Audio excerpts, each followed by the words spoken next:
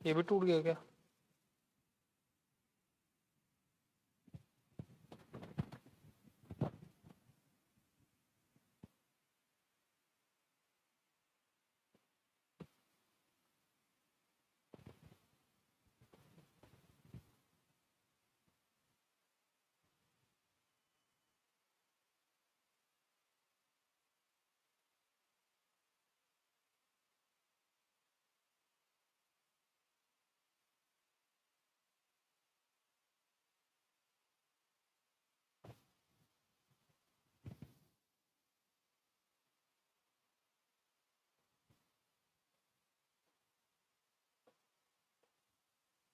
Heading डालिए area under the curve.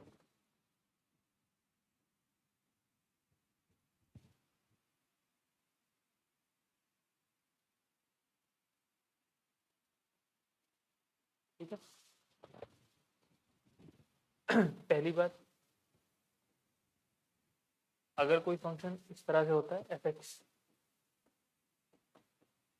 Y equal to F X, और इस पर आप यहाँ से लेकर यहाँ तक का एरिया चाहते हैं, ये वाला एरिया चाहते हैं, ठीक है।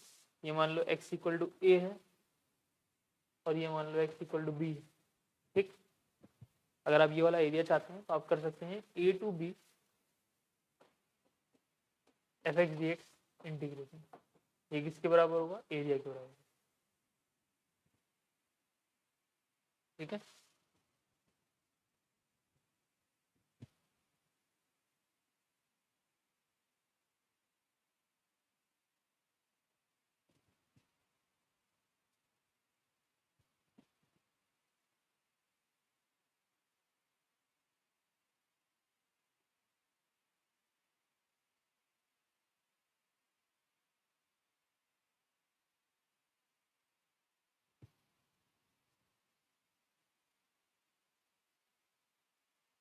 आगे बढ़े।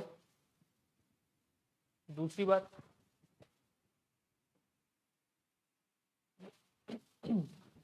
अगर कोई फंक्शन इस तरह से नीचे है, अभी भी ये y equal to F x ही है, और आप चाहते हैं x इक्वल टू ए से area x equal to B तक, ये वाला एरिया, ठीक है। तो क्योंकि हमने डेफिनेट इंटीग्रेशन पढ़ रखा है तो हमें पता है कि a to B F x D X करेंगे तो एरिया नेगेटिव आएगा। तो हमें एब्सोल्यूट एरिया निकालना होता है, इसके लिए हम लोग क्या करेंगे, मॉड लगा देंगे और यहाँ पे लिखेंगे ए टू बी और ये हो जाएगा एफ एक्स ए, मॉड लगाएंगे, ये भी लिखिए।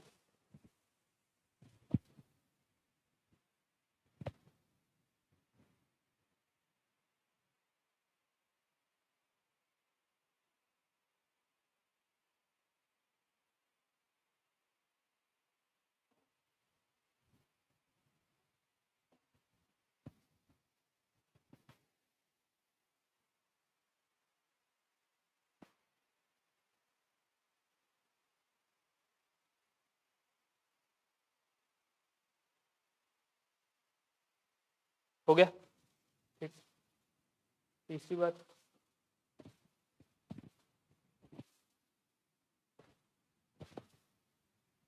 अगर आपके पास कोई दो कर्व है, फॉर एग्जांपल ये आपका एफ एक्स है y इक्वल टू, और ये आपका y equal to G F X है, ठीक।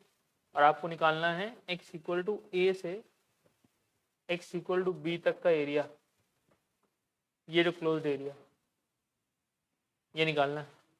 तो क्या करेंगे, ए टू बी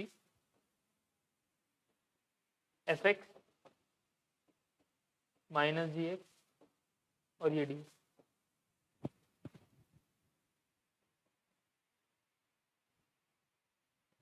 तीसरी बात,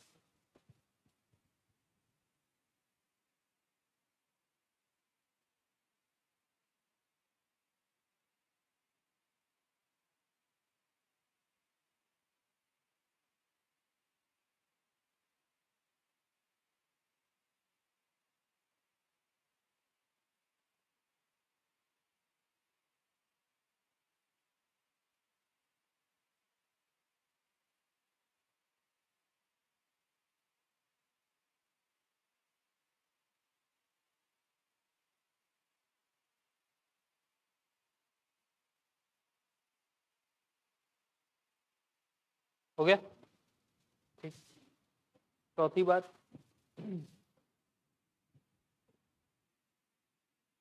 अगर कोई इस तरह से x equal to G Y function हो,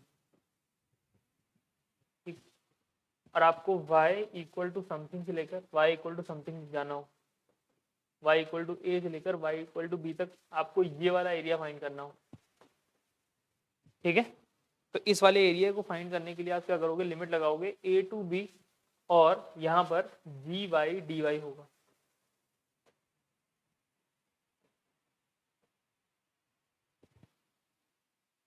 ये भी नोट कर लिया। सिमिलरली इसमें पांचवी बात क्या है,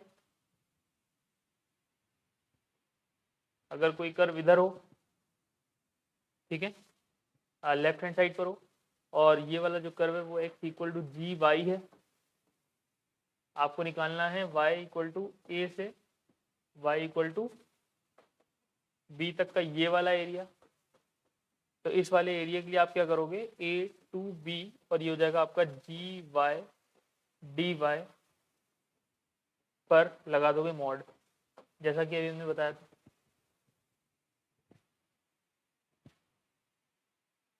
ठीक है, नोट करिए इसे।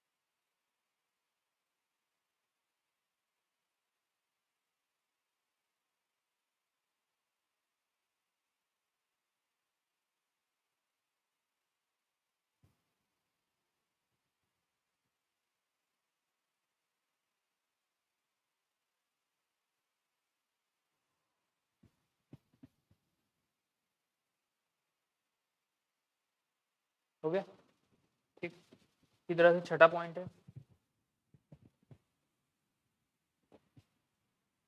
कि अगर यहाँ पर आपके पास x equal to G Y और यहाँ पर आपके पास x equal to H Y हो, दो फंक्शन, ये आपका x equal to G Y वाला फंक्शन और ये मान लो x equal to F Y वाला फंक्शन है फॉर एग्जाम्पल, ठीक।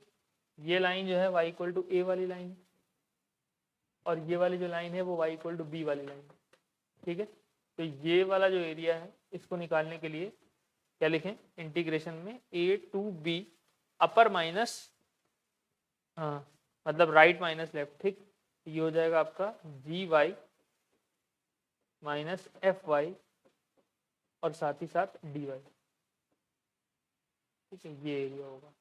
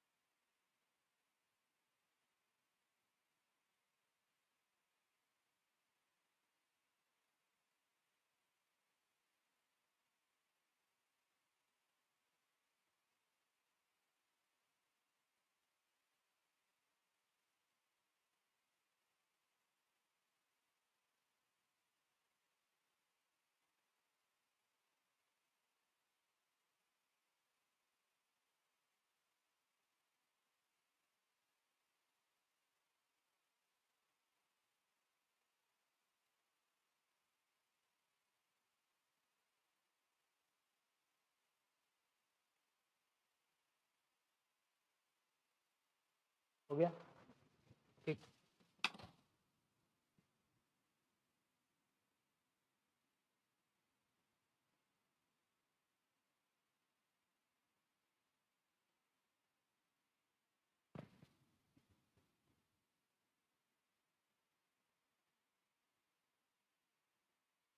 क्वेश्चन लिखिए जैसे कि area bounded by the curve, area bounded by the curve, area bounded by the curve y equal to e की पावर x,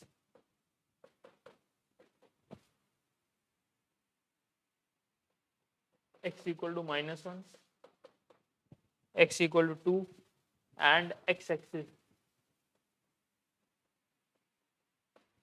ठीक है, हमें बताना है एरिया क्या होगा।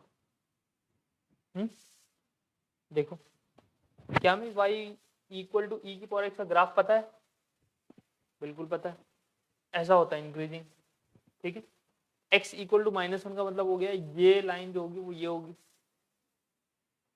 x इक्वल टू -1 यहाँ होगी ना, और x इक्वल टू 2 वाली लाइन जो होगी वो ये होगी। आपको क्या कह रहा है, x equal to -1, x equal to, और ये वाली लाइन जो है वो x एक्सिस है, और इतने में जो कर्व है वो ये है। सही है ना? इसके नीचे का ये वाला एरिया आपसे कह रहा है फाइंड करने को। तो क्या करें, -1 से 2 तक इंटीग्रेट करें, किसको? e की पावर x को, तो हमें यही एरिया मिल जाएगा जैसा कि अभी हमने पढ़ा था। अब e की पावर x को जब इंटीग्रेट करेंगे तो क्या आएगा, e की पावर x ही आता है, और लिमिट क्या है, -1 और 2, तो लिमिट यहाँ पर पुट करेंगे तो आंसर आएगा e की पावर 2 माइनस e की पावर -1। ये आपका फाइनल आंसर होगा। इसको सिंप्लीफाई कर सकते हैं।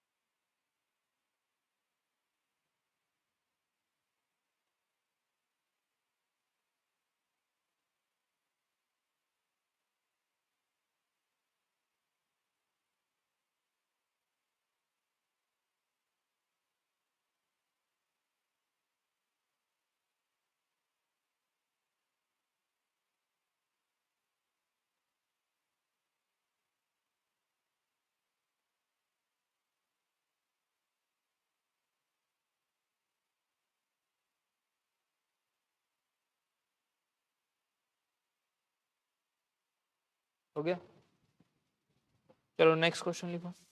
Area bounded by the curve, area bounded by the curve y equal to ln x, x equal to e, x equal to 1 by e and x axis.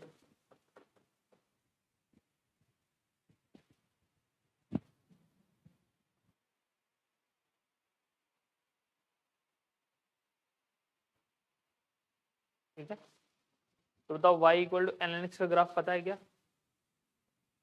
इसके लिए आपको ग्राफ पता होना चाहिए। ठीक है, बाकी तो सब इजी है, ग्राफ पता करने के लिए आपको फंक्शन वाला चैप्टर अच्छे से पढ़ना होगा। ठीक है, तो देखो भाई ये सब बता चुके हैं। देखो ये y equal to ln x का ग्राफ ही होता है, ये y equal to ln x का ग्राफ है। ठीक है, अब ये कह रहे हैं x इक्वल टू e और 1 बाई e, तो ये पॉइंट आपका 0 होता है, ये पॉइंट आपका 1 होगा, 1 बाई ई जो होगा वो 1 से छोटा होगा नहीं होगा, तो यहाँ कहीं होगा 1 बाई ई। तो ये जो लाइन है ये आपकी x equal to 1 by E है, और e जो होगा वो आगे होता है, तो x इक्वल टू ई जो है वो आपका आगे है, तो ये पॉइंट आपका x इक्वल टू ई है। आपसे कह रहा है एरिया बताने को, यानी कि ये एरिया भी निकालना है आपको और ये वाला एरिया भी निकालना है। तो अब यहाँ पर इस पर्टिकुलर केस में एक बार कर्व जो है वो x एक्सिस के नीचे है, एक बार जो कर्व है वो x एक्सिस के ऊपर है। जब नीचे का एरिया निकालना होता है तो वहाँ पर मॉड्यूलस लगाना होता है, मॉड, और जब ऊपर का निकालना होता है तो वैसे लगा देंगे। तो इसको हम लोग क्या करेंगे, स्प्लिट करके अलग अलग लेके जाएंगे। 1 बाई ई टू पहले 1 जाएंगे, ln x को इंटीग्रेट करेंगे और इस पूरे का मॉड ले लेंगे, क्योंकि ये एरिया नेगेटिव आएगा। सही है, फिर इसके बाद प्लस करेंगे और ये हो जाएगा आपका 1 टू ई और ln x dx। ठीक, इसको सॉल्व करेंगे तो फाइनली हमें टोटल रिक्वायर्ड एरिया मिल जाएगा। अब इधर हम अगर ln x को इंटीग्रेट करते हैं तो d by D x of ln x कितना होता है, 1 बाई एक्स, 1 बाई एक्स का इंटीग्रेशन ln x, लेकिन ln x को इंटीग्रेट करना है तो बाई पार्ट्स लगाना होगा। ठीक है, इंटीग्रेशन प्लस ग्राफ, ये दोनों बातें आपको अगर आती हैं तो एरिया अंडर द कर्व आपको आता है। ठीक है, एरिया अंडर द कर्व में सिर्फ वही 6 बातें हैं जो भी आपको बताई हमने, ठीक है।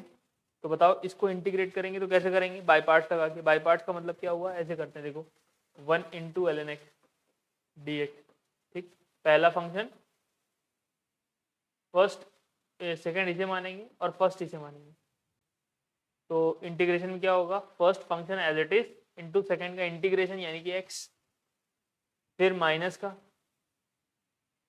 फर्स्ट फंक्शन का डिफरेंशिएशन इंटीग्रेशन के अंदर, फर्स्ट फंक्शन का डिफरेंशिएशन यानी कि 1/x इंटू इसका इंटीग्रेशन यानी कि x, और इस पूरे का भी इंटीग्रेशन यानी कि dx, ठीक। तो ये आपके पास हो जाएगा x ln x माइनस वापस से x, ये तो आएगा। अब प्लस सी भी आएगा क्योंकि ये इंडेफिनिट इंटीग्रेशन है, डेफिनिट पे नहीं आता है। तो ये हो जाएगा आपके पास x ln x minus x, और उस पर लिमिट लग जाएगी 1/e/1, ठीक है ना, और उस पर मॉड लग जाएगा। और फिर उसके बाद प्लस ये हो जाएगा x ln x minus x, इस पर लिमिट लग जाएगी 1 to e, चेक करो। अब इसे सिंप्लीफाई कर लेना लिमिट रख के, ln 1 0 होता है क्योंकि, तो इधर से आपको -1 मिलेगा, ठीक है ना। तो ये आपके पास जो सिंप्लीफाई होके आएगा वो क्या आएगा वो बता देता हूँ। एक तो आपको -1 मिलेगा, जब इसके अंदर 1 पुट करेंगे तो ये 1 और ये ln 1 0 हो गया। फिर इधर से आपको 1 इसमें पुट करोगे तो ये -1 मिलेगा, तो एक तो -1 हो गया। फिर इसके बाद 1/e इसके अंदर पुट करोगे तो 1/e ये ln 1/e ये, तो e की पावर -1 यानी कि -1 बाहर आ गया, ठीक है। और ln e जो हो गया वो 1 हो गया, तो इसका मतलब -1/e, यहाँ से -1/e आए क्योंकि 1/e तो आपने पुट किया था ना इसके अंदर, तो -1/e माइनस 1/e, तो -2/e हो गया ना, ठीक। और एक माइनस तो पहले ही आएगा, तो ये प्लस का 2/e हो गया, इस पर मॉड लगा दिया, प्लस यहाँ पर e पुट करेंगे तो वापस से ln e है ना, ln e होगा ना, तो ln e जो होगा उसमें ln e 1 होता है, तो e माइनस e करेंगे तो 0 आ जाएगा, और फिर इसके बाद इसे पुट करेंगे तो भी 0 आ जाएगा, कुल मिला के इधर तो 0 ही आ रहा है।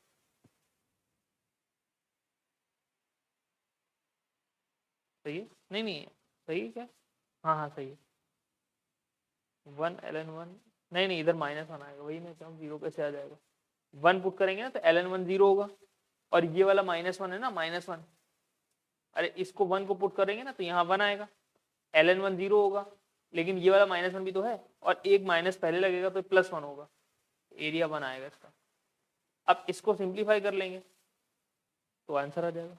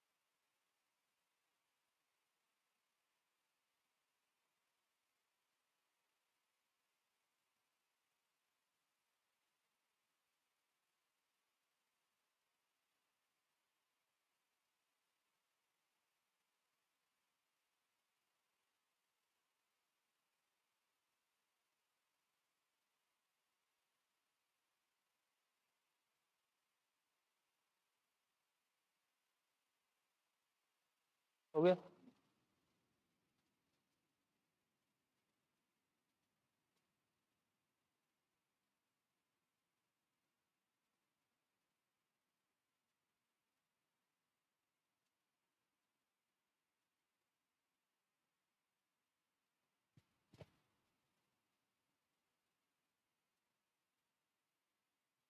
अगला क्वेश्चन लिखिए, find find area bounded by the curve, area bounded by the curve x equal to 2y minus y square and y axis। ठीक है, अब ये हमें कुछ ऐसा दिया हुआ है, यहाँ पर अब इस बार लिमिट नहीं दे रखी है, देखा आपने? हाँ, फंक्शन जो दिया है वो x इक्वल टू वाई के टर्म्स में दिया है और y एक्सिस के साथ आपको एरिया बताना है। ठीक है, अब क्योंकि ये क्वाड्रेटिक आपको y में दिख रही है, इसका मतलब क्वाड्रेटिक जब भी दिखती है तो वो पैराबोला बनाती है। अब वो जो पैराबोला है वो अगर y एक्सिस को कहीं पे कट करेगा तो वहां पर x इक्वल टू 0 होगा। नहीं समझो, अगर कोई कर्व y एक्सिस को कहीं पर कट करता है तो जहां पर कट करता है उस पॉइंट पर x इक्वल टू 0 होगा। तो अगर x इक्वल टू 0 होगा तो यहाँ पर पुट करेंगे x इक्वल टू 0, तो 2y माइनस वाई स्क्वायर आएगा। यहाँ से y आपके पास कॉमन लेने पर 2 माइनस वाई, ऐसे दो फैक्टर बनेंगे, इक्वल टू 0 करोगे तो y इक्वल टू 0 और y इक्वल टू 2, दो पॉइंट ऐसे आपको मिले। सही है, यहाँ तक क्लियर है? और दूसरी बात ये है कि एक्स वाई स्क्वायर का कोफिशिएंट जो कैसा नेगेटिव है, तो इसका मतलब ये है कि आपके पास जो कर्व बनेगा वो कुछ ऐसा बनेगा।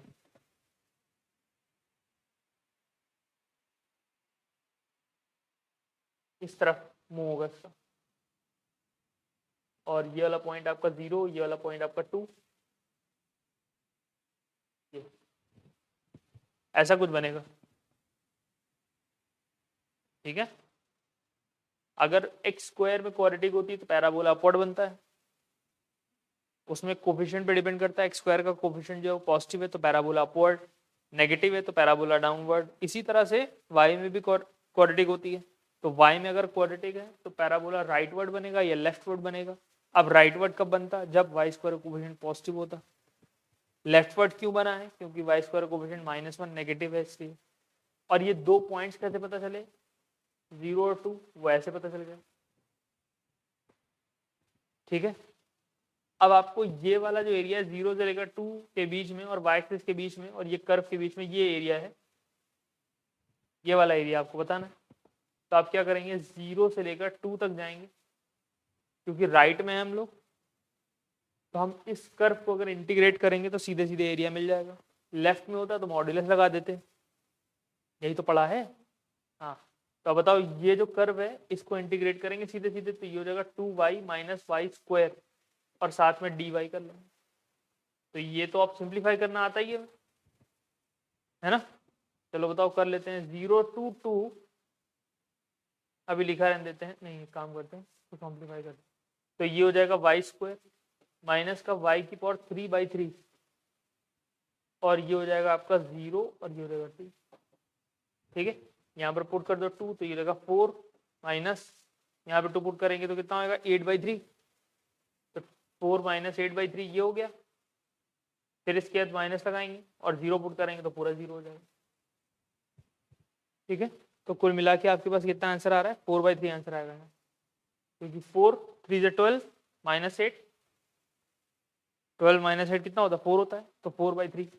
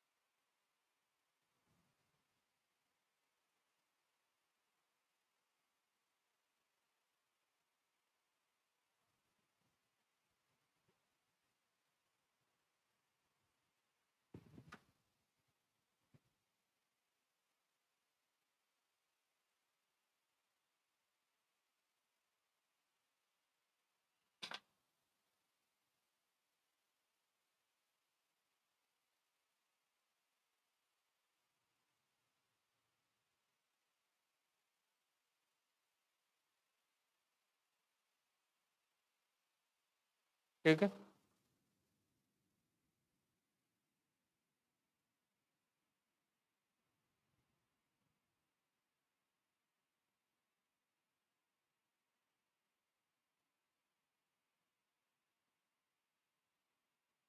लिख लिया। नेक्स्ट क्वेश्चन लिखिए, find area bounded by the curve, find area bounded by the curve x y square equal to x y square equal to 8 minus 4x and its asymptotes.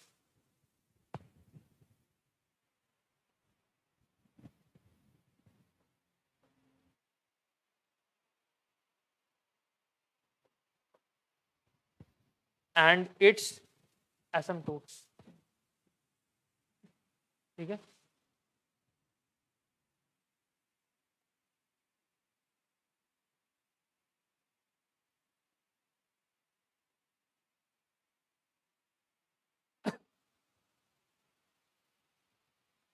अब आप देखिए इस तरह के क्वेश्चन में आपको कर्व बनाना तो आता नहीं है। अभी तक तो हमने जो भी क्वेश्चन किए हैं उनमें कर्व बनाना में आता था। ठीक है, जैसे कि y इक्वल टू ई और एक्स का ग्राफ हमें पता है, y equal to l n x का ग्राफ भी हमें पता है। अब इससे पहले जो क्वाड्रेटिक वाला क्वेश्चन किया था उसमें भी जुगाड़ बना के उसका ग्राफ बना लिया था।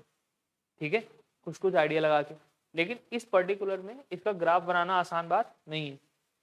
ठीक है, तो आपको बस एक चीज ध्यान रखनी है कि कहीं भी किसी भी क्वेश्चन में वाई स्क्वायर वाला टर्म दिखे तो समझ जाना कि वो एक्स एक्सिस के अबाउट सिमेट्रिकल होगा। जो भी ग्राफ बनेगा इसका वो एक्स एक्सिस के अबाउट सिमेट्रिकल होगा। और अगर एक्स स्क्वायर वाला टर्म दिखे तो समझ जाना कि वाई एक्स एक्सिस के अबाउट सिमेट्रिकल होगा। और अगर दोनों दिखें, एक्स स्क्वायर और वाई स्क्वायर दोनों दिखें, तो समझ जाना कि एक्स और वाई दोनों एक्सिस के सिमेट्रिकल होगा। ठीक है, पहली बात तो ये हो गई। तो पहले तो हमने यहाँ पे ये बोला कि ये जो ग्राफ होगा ये आपका एक्स एक्सिस के अबाउट सिमेट्रिकल होगा।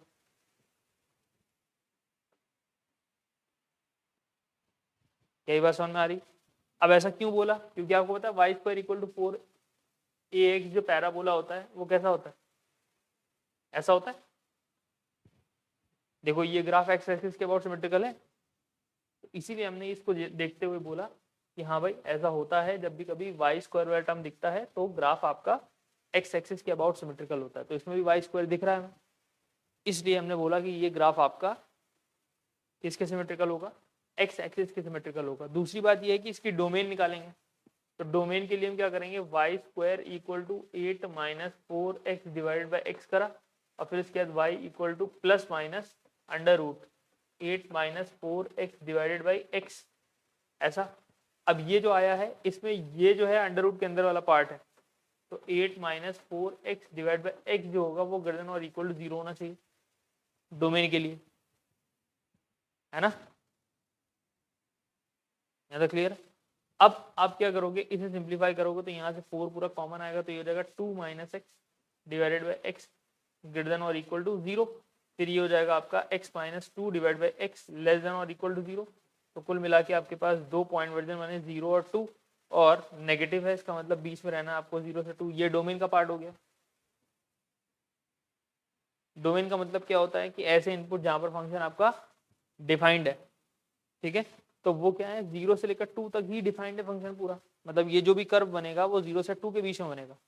तो अब हमने थोड़ा थोड़ा आइडिया लगा के इसको बनाना स्टार्ट किया। पहले तो हमने 0 बना लिया, ये 0 है, और ये वाला पॉइंट आपका 2 है, ये बना लिया। तो 0 से 2 में एक तो कर्व बनेगा। दूसरी बात ये है कि जो भी बनेगा वो आपका एक्स एक्सिस के अबाउट सिमेट्रिकल बनेगा। ठीक है, अब उसके बाद हमने एंड पॉइंट्स पर ये चेक किया कि इसकी वैल्यू कितनी आ रही है, सही है ना। तो बताओ x इक्वल टू 0 पर तो ये पूरा इन्फिनिटी हो जाएगा y, x इक्वल टू 0 पर y इन्फिनिटी हो जाएगा। और जहां पर जिस इनपुट पर y आपको इन्फिनिटी मिलता है वही आपकी एसिम्पटोट्स कहलाती है। यानी कि इस बार जो एसिम्पटोट है वो आपकी y एक्सिस है। समझ आ रही बात, हाँ। और 2 पर क्या मिलेगा, 2 पर आपको 0 मिलेगा। चेक करो, 2 पुट करोगे ना तो यहाँ पे 0 मिलेगा।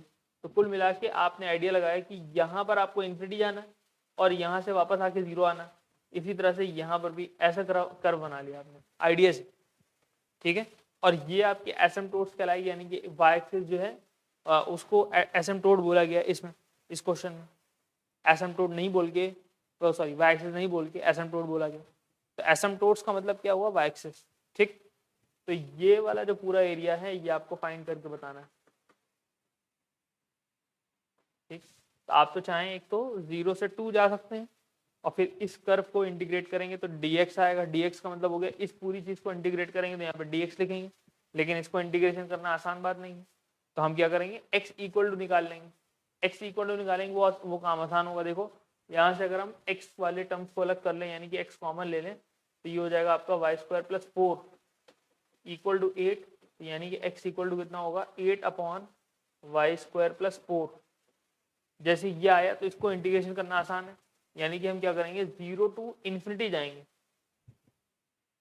लिमिट हमने कौन सी ली है, y वाली, 0 टू इन्फिनिटी, और फंक्शन भी अपने y में रखना है तो 8 अपॉन वाई स्क्वायर 4 और ये हो जाएगा dy, और इसका 2 टाइम्स कर देंगे तो एरिया आ जाएगा। ठीक है ना, कर लेंगे, ठीक करो। और इसी के साथ जो है चैप्टर फिनिश हो गया पूरा। ठीक है, इससे ज़्यादा इसमें कुछ है नहीं। बस इसमें क्या है कि इंपॉर्टेंट बात क्या है, आपको ध्यान होना चाहिए कि इसके अंदर आपको फंक्शन अच्छे से पता होना चाहिए। दूसरी बात, इंटीग्रेशन अच्छे से आना चाहिए। बाकी इसकी अपनी कोई ज़्यादा इंपॉर्टेंस नहीं है, मतलब कुल मिला के इसमें ज़्यादा कोई कंटेंट नहीं है। ठीक है,